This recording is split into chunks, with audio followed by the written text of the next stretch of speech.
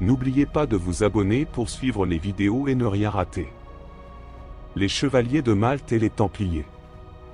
Une exploration encore plus profonde. Légende vivante. Bonjour à tous.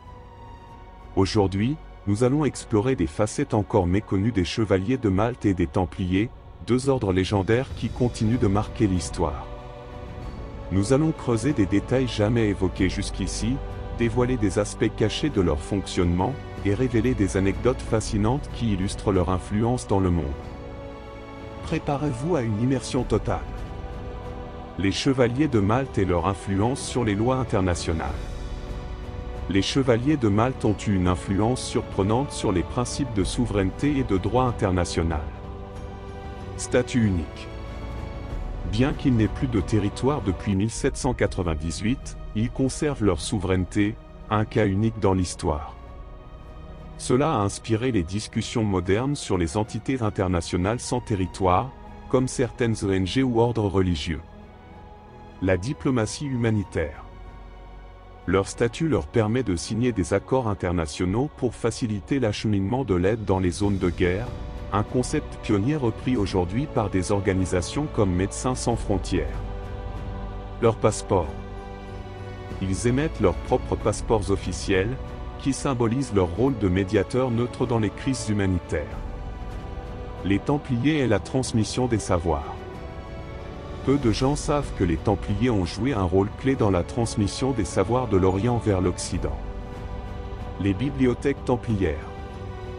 Les Templiers collectaient des manuscrits scientifiques, philosophiques et religieux lors de leur campagne en Terre Sainte.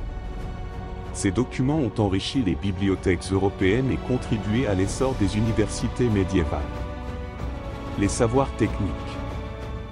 Ils ont introduit des concepts avancés en mathématiques, en ingénierie militaire, et même en gestion agricole, appris des cultures musulmanes et byzantines.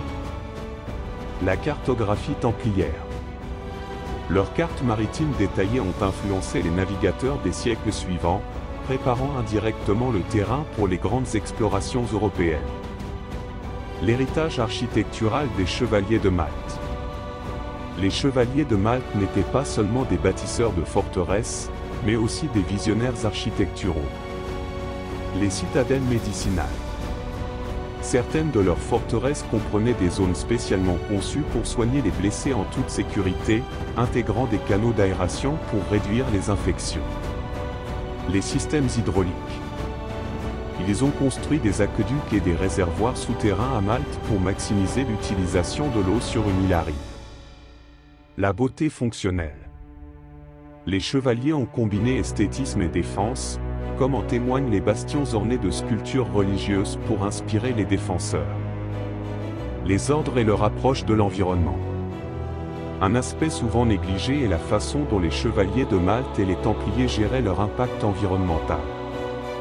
Templiers. Ils pratiquaient une agriculture durable, en utilisant des rotations de cultures pour préserver la fertilité des sols dans leur vaste domaine en Europe.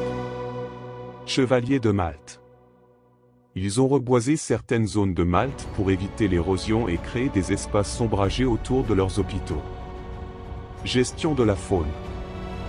Les deux ordres protégeaient certains animaux utilisés pour le transport, comme les chevaux et les mulets, grâce à des écuries bien ventilées et des rations spécifiques. Leur rôle dans l'évolution des ordres religieux. Les Templiers et les Chevaliers de Malte ont influencé d'autres ordres religieux. Les Chevaliers teutoniques. Inspirés des Templiers, ils ont adopté leur discipline militaire et leurs pratiques administratives. Les franciscains et dominicains.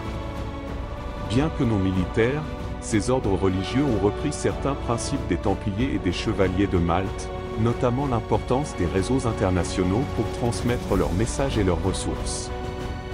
Les ordres hospitaliers modernes.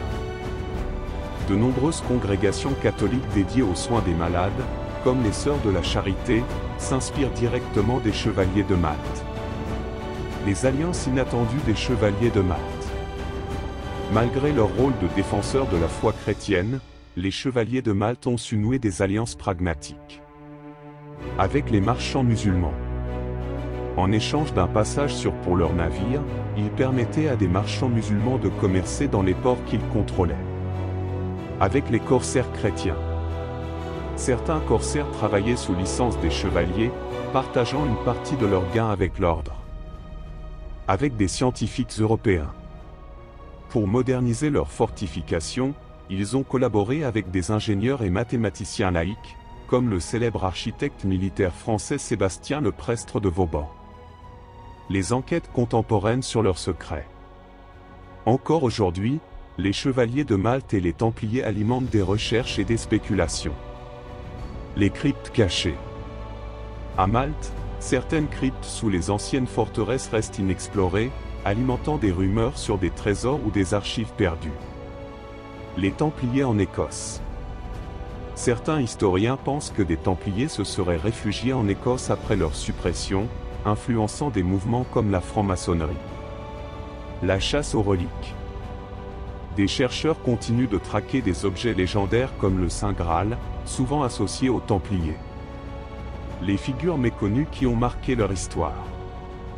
On parle souvent des grands maîtres, mais d'autres figures méritent d'être mises en lumière. Fra Antoine Manoël de Vilna, ce grand maître des chevaliers de Malte a supervisé la construction du théâtre Manoël, l'un des plus anciens opérant encore aujourd'hui. Hugues de Payan, premier grand maître des Templiers, il a été un stratège politique exceptionnel, convainquant les nobles européens de soutenir son ordre naissant. Fra Jean de la Cassière. Un leader controversé des chevaliers de Malte, qui a dû gérer une rébellion interne mais a renforcé la position de l'ordre face au pape. Une influence durable sur les sociétés secrètes. Les chevaliers de Malte et les Templiers continuent de fasciner par leur aura de mystère. Les Templiers et les francs-maçons, bien que le lien ne soit pas prouvé, certaines loges maçonniques revendiquent une filiation spirituelle avec les Templiers. Les chevaliers de Malte et les cercles politiques. Leur statut d'élite a attiré l'attention de figures politiques influentes, renforçant leur rôle dans des cercles fermés. Les légendes modernes. Ces deux ordres sont souvent évoqués dans des récits de complot mondial, alimentés par leur discrétion et leurs rituels secrets.